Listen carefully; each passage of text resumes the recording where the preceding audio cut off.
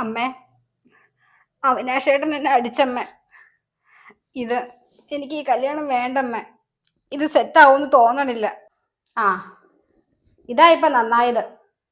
അവൻ നിന്നെ ഒന്ന് അടിച്ചു, അത്രയല്ലേ ഉള്ളൂ. ഒന്നും അല്ലേലും നിന്നെ കെട്ടാൻ പോകുന്ന ആളല്ലേ. ഇതിന്റെ പേരിലാണോ നീ കല്യാണം വേണ്ടെന്ന് പറയുന്നത്? നിനക്ക് തോന്നുമ്പോ നടത്താനും തോന്നുമ്പോ നിർത്താനുമേ ഇവിടെ ആർക്കും പറ്റത്തില്ല. എത്ര രൂപ മുടക്കിയെന്നറിയോ ഈ നിശ്ചയം നടത്തിയത് തന്നെ? അത് വല്ലതും നിനക്കറിയണോ?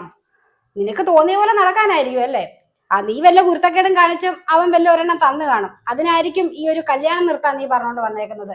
എടി, എത്ര കഷ്ടപ്പെട്ടാന്നറിയോ ഈ കല്യാണം നടത്താൻ നോക്കുന്ന ഞങ്ങൾ. അപ്പൊ നിനക്ക് കല്യാണം വേണ്ടെന്ന്. അവൻ ഇനി മാത്രം എന്താ തെറ്റ് ചെയ്തത്? എനിക്ക് അവനൊരു തെറ്റ് ചെയ്തതായിട്ടും തോന്നണില്ല. എനിക്ക് തോന്നുന്നത് നല്ലൊരു പയ്യനാന്നാ.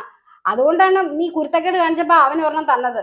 തല്ലി തന്നെ വളർത്തണം. അച്ഛന്റെ സ്ഥാനത്ത് ഒരു ഭർത്താവുള്ളത് നല്ലത് തന്നെയാ. പിന്നെ നീ നിസ്സാര കാര്യത്തിന് മുഖം വീർപ്പിച്ചിരിക്കാതെ നീ വേഗം ചെന്ന് അവനെ ഫോൺ എടുത്ത് വിളിച്ച് സോറി പറയാൻ നോക്ക്. പിന്നെ മേലെ ഈ കാര്യം പറഞ്ഞുകൊണ്ട് എന്റെ അടുത്തോട്ട് വന്നേക്കരുത്, പറഞ്ഞേക്കാം.